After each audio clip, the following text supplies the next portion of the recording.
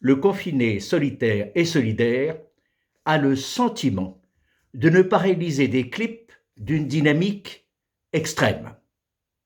À dire vrai, il y a des explications notamment matérielles.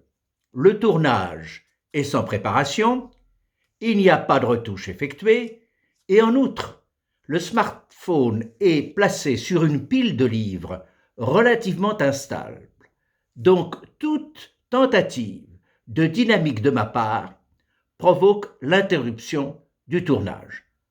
En dehors de ce fait, je dois relever combien la communication, l'écoute entre nous, toutes et tous, va sans doute être modifiée par cette utilisation plus fréquente, notamment des visioconférences.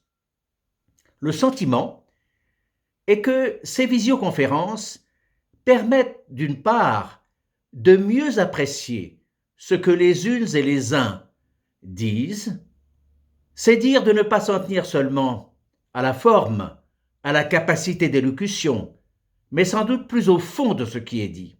Et d'autre part, à l'immense mérite de donner la parole chacune et chacun à son tour. Or, il est des langues, sans doute la langue française, où dès le début de la phrase, on comprend toute la phrase, à la différence de la langue allemande ou encore japonaise. La conséquence en est que dès les mots prononcés au début, chacun et chacune poursuit sa pensée et entend voir peut-être couvrir celle et celui qui parle.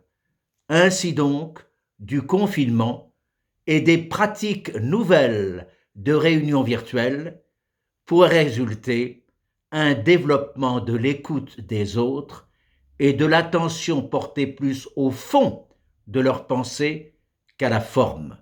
Il est grand temps.